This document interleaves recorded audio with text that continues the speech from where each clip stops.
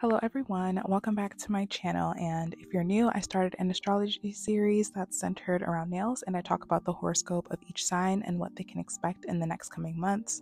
So if you're into that, stay tuned, and if you're not, feel free to skip over the astrology section. I'm jumping straight into nail prep. I'm creating a peel-off base coat today using cuticle oil and top coat. If you're following along and want your set to last, proceed with normal nail prep using primer and dehydrator.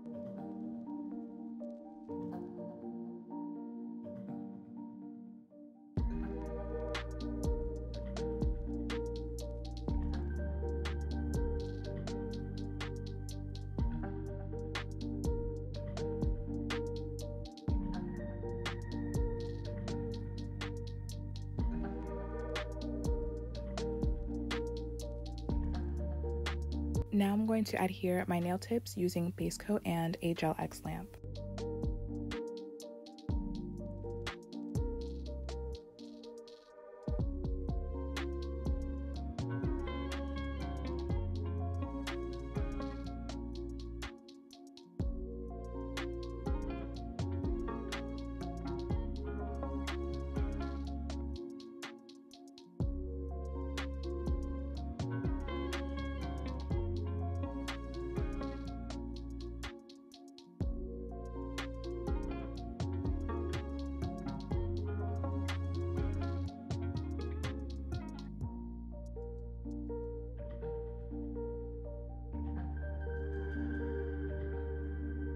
So I did trim these nails down a tad. I'm going to be shaping them into a long almond shape. I do want to do a mermaid inspired nail set today for Pisces.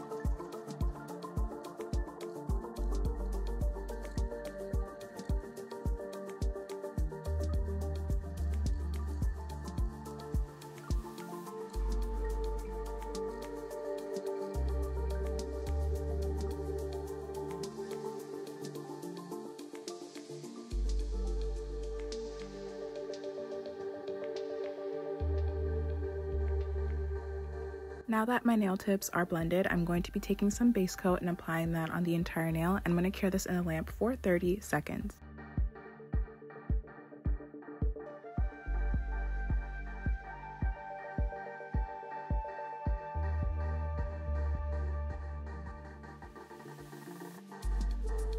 For today's polygel color, I will be using this pink nude from Macart, and I'm also using isopropyl alcohol for my slip solution. All right, so let's get started on the astrological forecast for Pisces. Currently, Saturn is in Pisces and it will be there until 2026. Saturn is a generational, slow-moving planet.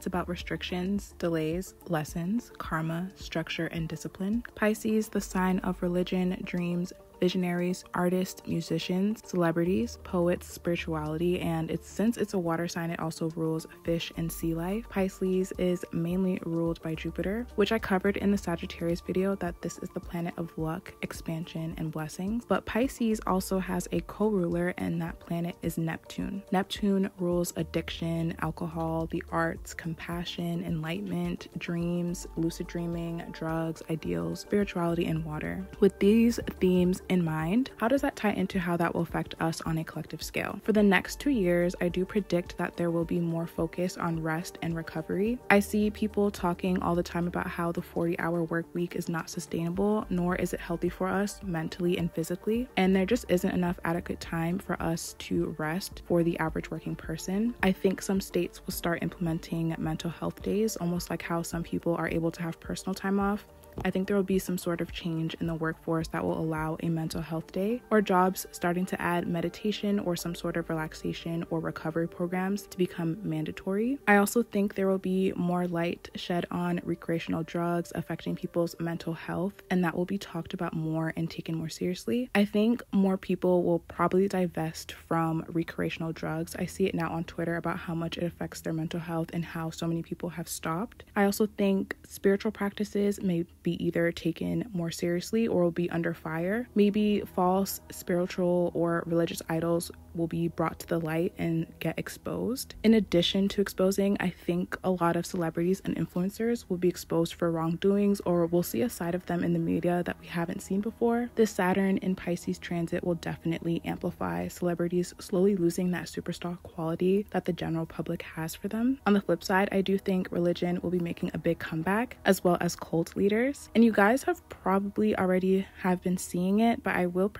do predict that we will be hearing more news about oceans, seas, boats, and sea life. Interestingly enough, Saturn rules civil engineers and structures. It's very interesting that the bridge collapsed during Saturn in Pisces. I will say that this is only the start of what we'll hear about things happening on sea. I don't want to scare anyone or fearmonger, but if you can't avoid cruise ships or being over deep, large bodies of water when you don't really need to be, please do that. I also think we'll hear more stuff about our drinking water and seafood. Flip side, since Saturn rules karma, I think many people will get their cards dealt back to them tenfold. This is definitely not a good time to steal, scam, lie, or do any dirty work that you wouldn't want come into the light, which will lead me into this transit affecting Pisces placements personally. So if you are Pisces rising, be very mindful, because anything that you are trying to hide will be brought to the surface. If you're a Capricorn rising, you might find yourself stretching a lot more thin with resources and money.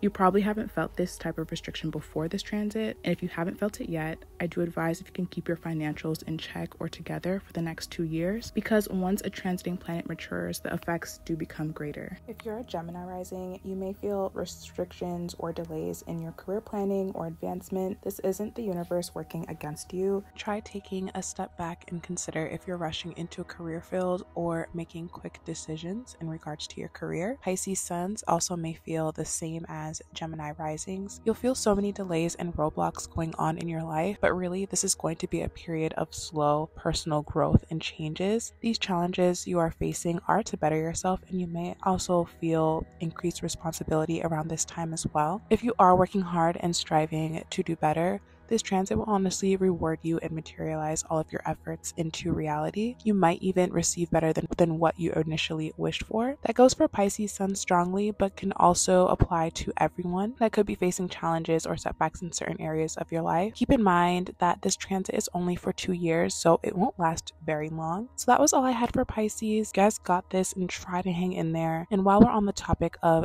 this Zodiac series, I wanted to ask you guys if I should continue this series and do another Aries video with an astrology lesson, or should I do an entirely new series? Let me know. I do want to continue this series, but I'm finding the lessons a bit boring, and I'm not gonna lie, only because there's always something going on in the sky and it just feels repetitive to me. I don't know. I was thinking of choosing a subscriber's birth chart and giving them a reading on my channel with their consent. I don't know if that sounds like a good idea, but it's just something I'm thinking. And it's still Aries season, so we do have a bit of time to decide. So let me know what you guys think in the comments. I'm going to stop talking and let you guys watch the rest of the application portion, and I will be right back.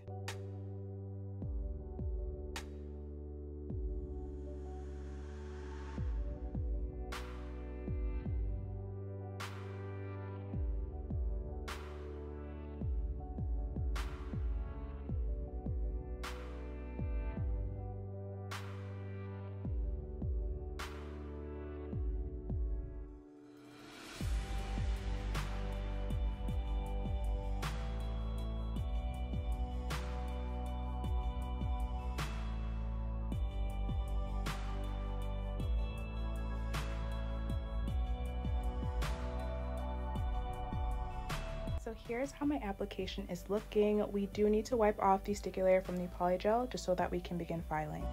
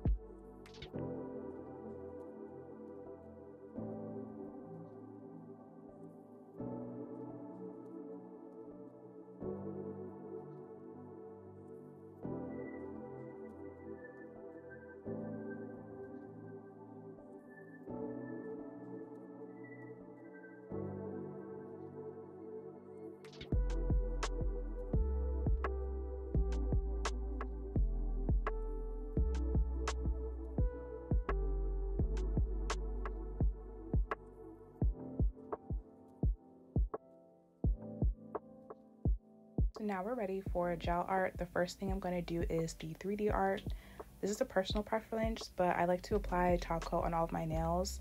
But I'm going to put them on certain fingers because we're going to be doing an isolated chrome design on the middle finger and the pinky. I did initially use builder gel to sculpt the 3D art, but I find that using rhinestone gel is a lot better because the builder gel kind of just seeped in and bled through the nails, and it didn't hold its structure at all when I did my 3D art on my thumb. So yeah, that's what I'm doing there. I'm also applying some iridescent chrome on the tips of the nails.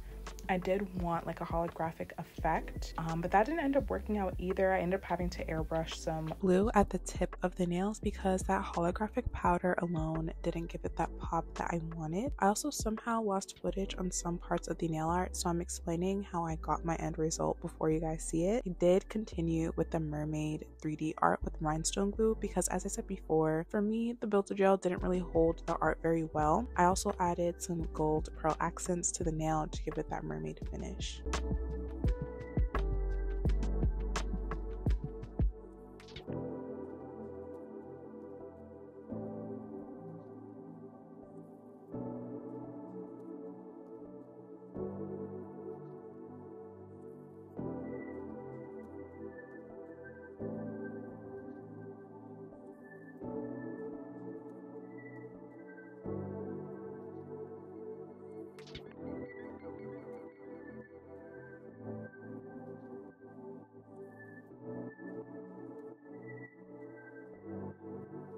Now for the isolated chrome design, I am taking some rhinestone glue and I'm not being particularly precise with how I place this. The messier the better, I would say. So yeah, I'm just doing that, and I'm going to cure this in the lamp for about 60 seconds, and I will follow this up with lining this over with some top coat with my liner art brush, just so that we're able to rub in the chrome and we have a nice mirror finish.